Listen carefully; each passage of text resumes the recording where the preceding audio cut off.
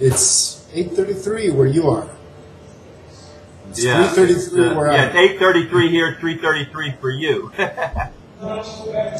So, given the opportunity, I thought we might start this video with a continuity, numerical continuity that might be significant this time. Okay, yeah, you have a different background there than usual. Yeah, they've done a little bit of renovating here. They've added more computers, and so the bench that was at 90 degrees to the one I was using. It's like a bench that's connected to the wall. So now we have a whole other line of computers. You're seeing the open face of the place. Yep, I see that. Anyway, we won't waste a lot of time talking about your environment. We'll get to the subject. Is there a particular matter that you'd like to address today? Not really. I mean, there's so many things that you addressed in your latest video. I was just watching that, and just all the other posts and stuff that were going on. There was a post that just stuck with me. It was just a few words because, you know, there's all this emphasis on wake up and learn this. And somebody just said, well, okay, I'll wake up, but then what? You know. And that's the big question, I think. I saw you comment on that. You know, it just made an impression because that I don't know if I want to call it waking up, but in my case, I learned a few things about the system and all of this back in the 80s. I intuited a lot more earlier, but, you know, it took time to basically make sense of it. Not about the political system, but about human nature and stuff like that. The domestication of human society, etc. But, you know, my big question, even since then, was, okay, you know, I'll learn all this, or, you know, and maybe the easiest thing to do, because even when you see occult books, it's the same. I mean, in occultism, it's the same thing. You have a lot of people writing occult books to inform other people, you know, about, well, you use these meditation methods, you can make money, you can get rich, you can get healthy. You know, it's like, so why are you making money off of a book? If that's the case, isn't there a better way to make, another way to make money? Is everybody who is an occultist an author? That's how they make their money? You know, does it work any other way? So in the same way, we're talking about an idolization of information. Why? Because it's easy. It's easy to talk about it. It's easy to be informed, and it's not risky, or at least not yet. Back in the day when it was risky, it's very interesting, people were more close to it. And the system basically did not understand as of yet, or did not have their plans so-called forwarded. They felt threatened by knowledge. So if you were somebody that was promoting the stuff, they went after you a lot more. I remember, like I had said before, my father was contacted by some organizations, you know, official ones, who actually said that back in the early 80s, and the late 70s, that we control everything. We have cells, like terrorists. You know, in one organization, we're subgroups. Each subgroup has their leader. Each leader refers to a general manager. It was a corporation, a conspiracy corporation, including everything. And the guy just was terrified. You know, this information they said that we're giving you, you can tell other people, they probably won't believe you. You know, we don't care. But if you agree to come into our deeper circles, you know, because we want people like you, they were recruiting, you know, physicists and all that, then you're going to swear an oath of, you know, secrecy, or else we're going to kill you. This was a boss in NASA, you know, some respected scientist, manager. I mean, we're not just talking politicians here or people in high places. We're talking general managerial positions in government agencies that you see every day that are respected, that have PhDs, you know, people that know other, you know, if you know their friends will say, well, they're nice. I mean, I went to some of the guys' house parties, and we had a jacuzzi, and he was a nice guy, and had a dog and a wife and all kids. And you couldn't distinguish them from normal people, but, you know, they considered this conspiracy thing, it was like a religion, you know, and it was basically their way of life. And you come into this thing, they reward you, and, you know, and you feel important because you're following a cause, And it's a job like any other. The boss tells you what to do. You don't betray any principles. They make sure they don't make everybody sacrifice babies. You just become a cog in their machine. If your bloodline, and they do all this, if your bloodline happens to be connected to royalty, even through some bastard from your great-grandfather or something, they know it. If you're in a position where you're an up-and-coming person, a corporation in science, in the arts, in anything, and they trace your bloodline and see if there's anything inside of it that's connected to any kind of nobility from any direction. And that's going to also determine how they're going to behave toward you. They're very big on that. So, they want to keep a certain in the family type of thing, just like the nobility had their direct descendants, in positions of authority, and then their more indirect descendants had other positions, managerial positions, mercantile positions, military positions, entertainment positions, all kinds of priestly positions. But everybody who did not have connection to them was, out. And that's the ancient system. In any kind of ancient society, castes are basically connected to families, clans. It's a clan type. It's nothing new, and it's not advanced, and it's not modern or scientific or anything like that. It's just the old primitive tribal system taken to an extreme. But in any case, I'm saying this because, I respected my father, and the guy turned off. He had this thing he called the on switch, off switch. If he didn't like something, he just turned the off switch. So he could shut out reality at will, and that's basically, I think, killed him in the end. But, he just went about his merry way and went back to Greece and said, oh, that's just an American phenomenon. It's just, over there. It's the CIA. It's something like that. And I was telling the guy, because I had learned similar things, it's a lot more than that. No, the world isn't like that. It can't be. Because if it is, I have to kill myself. And again, I think he subconsciously started realizing it. But the reason is he knew. And a lot of people, I believe, they do get it. But once they, off on the horizon of their getting it, they notice the question, what now? That's when they turn off. That's when they turn around. That's when they make excuses. Human beings are masters at altering their reality. And not only that, we have so much reinforcement on the hypnotic suggestion level, in our environment, in the media, in the culture. It's if you're really sensitive to these things, you can notice everything is a hypnosis thing.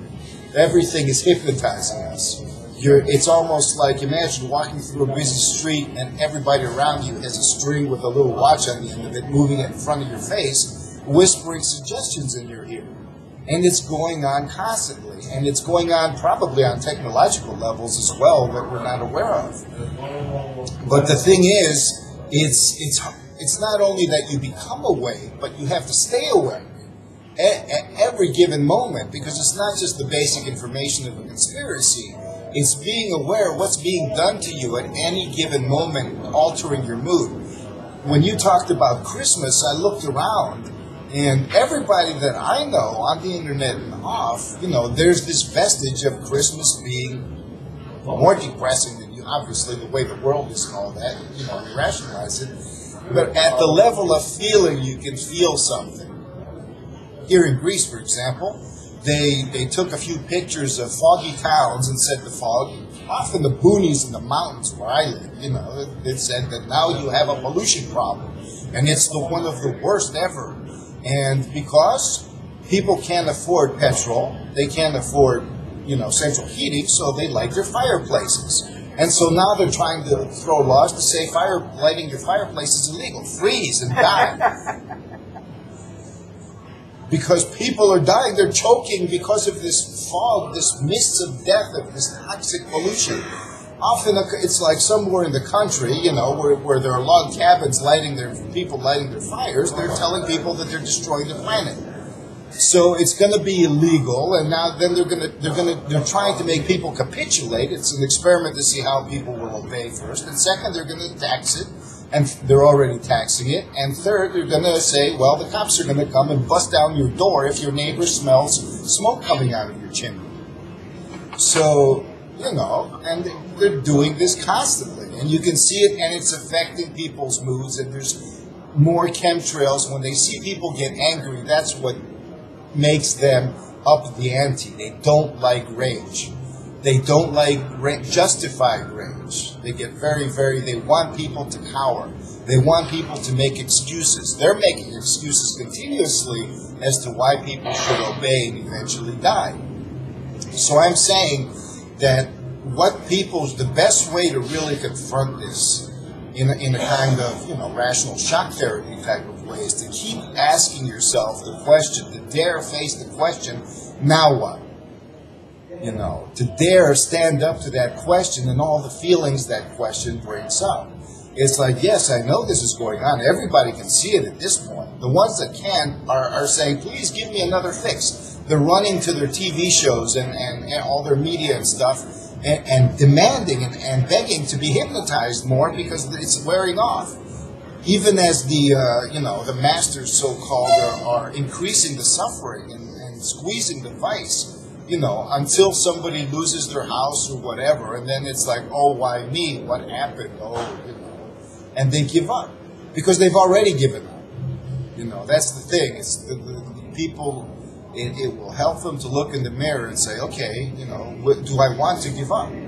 Is it worth it giving up? Is that what my life is about? If things don't go, I looked at my Facebook page and somebody had all kinds of Facebook things about kids getting presents, teenagers, really angry at their families. My family is fucked and I hate them and they ruined my life because they got me brown shoes instead of blue shoes. Or an iPhone 5 instead of an iPhone 5S, crazy stuff like that. And the person was saying, well, these people aren't dysfunctional, they're just brats. And I'm saying, look, it's not this generation, it was always like that. We're not being, in the last 5 years brainwashed. This was always going on. It's just that people, it's hard to look in the mirror. It's easier to look in the mirrors that are other people, but then when we don't realize that they are mirrors, and I'm not talking in the New Age type of way where it's a form of brushing, oh, it's just a mirror. It's a mirror of me. Isn't that nice? But I'm talking about getting down seriously and saying, look, my mirror is telling me to give up everything around me, and the shadow is basically telling me to give up. And of course, the shadow wants to give up and is denying the fact, and so wants to make me give up. So it's a kind of situation of can we stand up? We know enough, and even no matter what anybody believes, they cannot deny the fact that it is a matter of giving up, no matter what their circumstances. That the question of now what, and giving up, and giving in, or standing up and finding a way, no matter how things seem, and learning how to read the signs, and learning how to read their lives in their own way. Instead of resorting to cliches and one-liners and the easy way out and the comfort zone and being addicted to being uplifted all the time, when, if you're going to redeem anything, you're going to go down to its level and you're going to be the uplifting one. You're going to be the uplifter. Can we be an uplifter in the middle of whatever we don't like? Can we be the source of change in our personal environments, in our day-to-day lives, in little things, in little details? Can we make a difference, not just making people smile by saying be positive, but by generating an energy that we're not giving up? And I don't care what's going on around me or how people have concluded, I have a sense that life is meaningful. I don't care how these psychopaths define it. I don't care what's normal and what's not normal. But for me, life is intrinsically and inherently meaningful.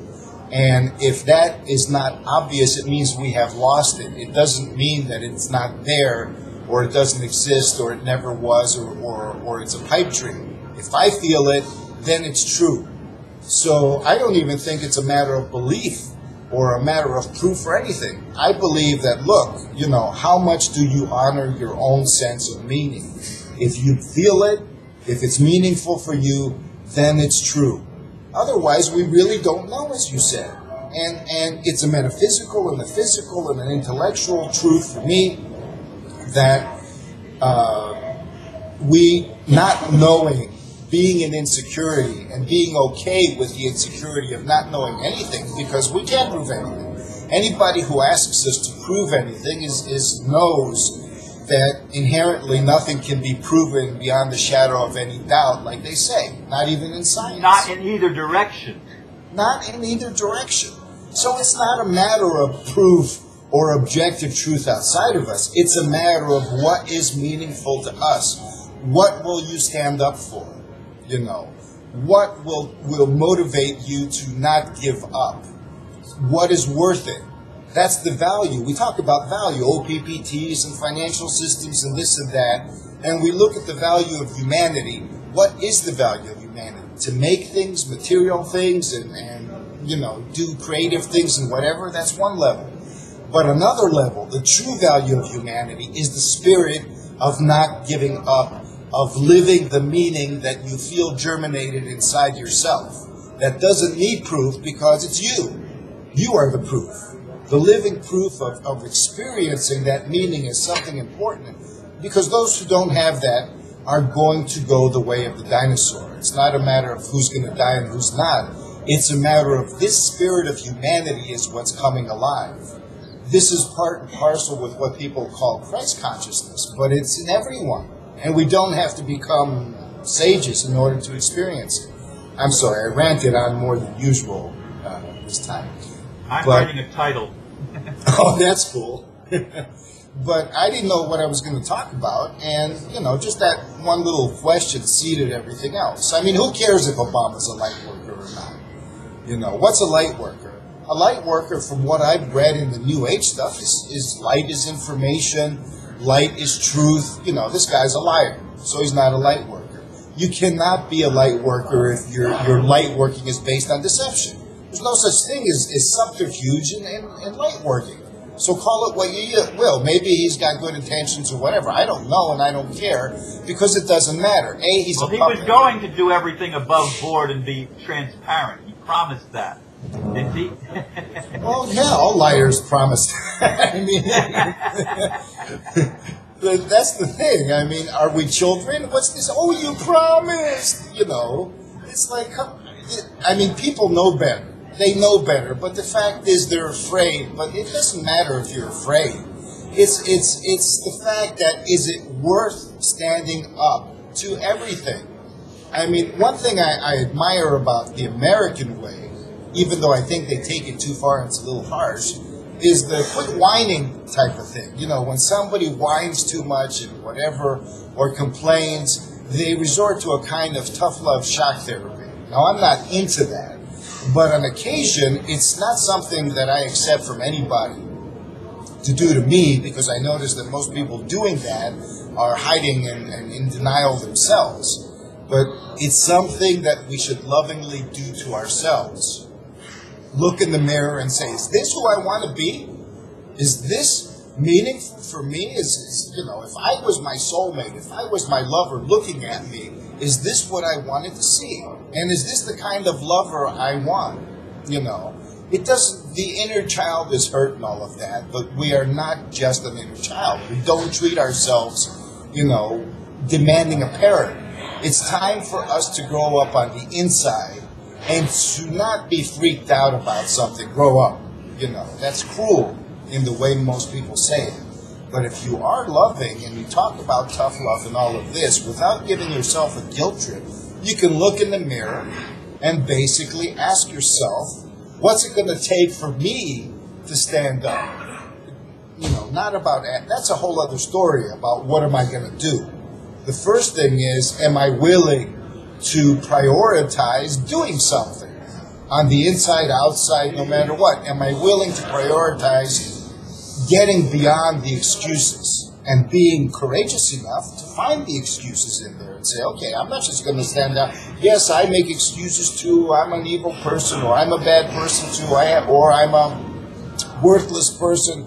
You know, that's like the monks back in the old days that used to whip themselves. It's like, well, that's another form of arrogance. You know, it's a backhanded arrogance. It's just because you're admitting humility and you're this and that, and say I love you all the time to everybody. That's meaningless, you know. And anybody with any kind of pragmatic bone in their body is going to tell you that. That's why that girl said, and now what? You guys are all saying, yes, wake up, wake up.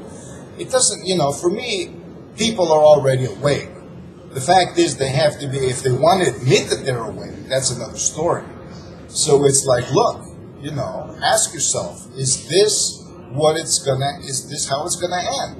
Is this what you really, really want? And if you don't, how much are you willing to invest? And I'm not saying sacrifice yourself. I'm saying how much are you willing to invest to search for a solution, to prioritize all of your resources into focusing a solution in all your relations, not just the politics and the economics. And not just making people listen and making people, you can't make anybody do anything. Nobody can make you do anything. They can convince you, and that's a whole other story. But the whole thing is, it's far easier to draw a bunch of bees with honey than it is with vinegar. And it doesn't mean being loving and kind and all of this. It means being an example of your own sense of meaning. That's what people, in my experience, admire. That's why they admire you. You're just being, your own sense of meaning is truth, and you express that. And if you encounter obstacles in your life, then you say, okay, these obstacles need to be addressed, and we need to find a way through them in order, because I have these ideals and this sense of meaning. And even that gets us down. But I'm moving on and on about this, but I think people would get the drift. This is. I did, by the way. Christmas dinner here was horrendous. It was one of the worst meals I've ever experienced. I was looking forward to the family being around the table. In my even when I was growing up, it was a special occasion to all of us to sit at the table and eat. That doesn't happen a lot. Most people are eating in front of the computer or the TV or, off by themselves and doing their own thing. Here was an opportunity to gather around the table and have a family meal. And my little granddaughter said, Poppy, are you going to say grace? And the older granddaughter says, no, why waste a minute? But we didn't have a gathering around the table. Everything fell apart and everybody went off in their own direction. And all of the kids' food was thrown in the garbage. And, hardly touched after laboring to prepare the meal. Everybody scattered, and I can't go into any more, I've already gone into more detail probably than I should have. But I didn't make contact with anybody all day yesterday. My grandson says, Poppy, where were you yesterday? And I said, well, I was upset because of the Christmas dinner, and I didn't want to interact with anybody. They got the message. They noticed that I was gone. I did talk with my daughter this morning.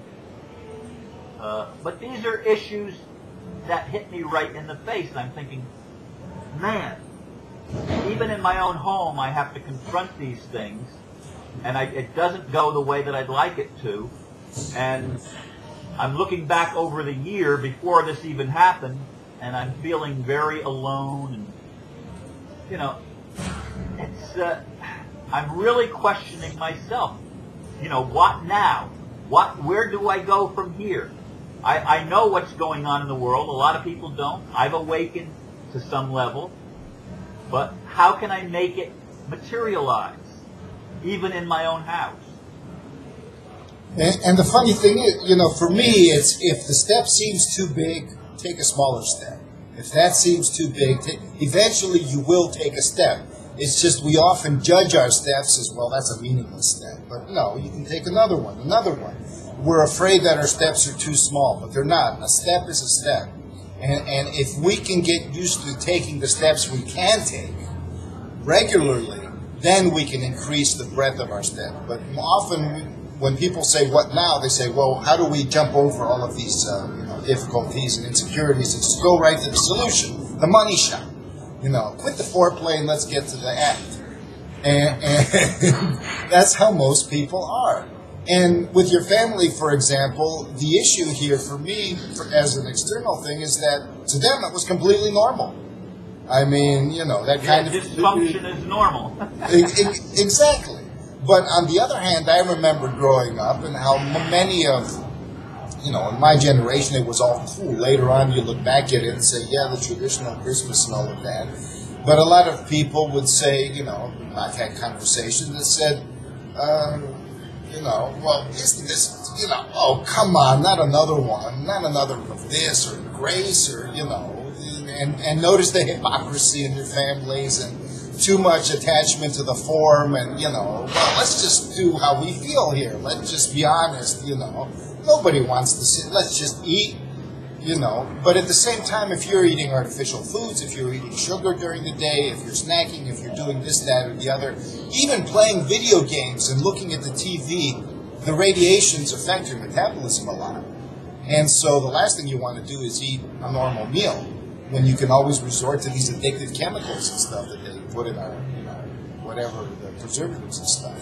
So everything in our society contributes to that, just as all of these other things in society, you know, for the younger generation, a lot of the traditions represented dysfunction. And only when they grew up, they look back with nostalgia, you know, in order to preserve those memories and stuff. But, you know, what I feel is something that needs to be communicated. Why is that kind of traditional thing important? And why is the other way important? Eat the food and get, you know, do your own thing. The division of the family. The breaking down of relationships because they offer alternative realities. You know, I'm the same way. I'm more like your children and grandchildren than you.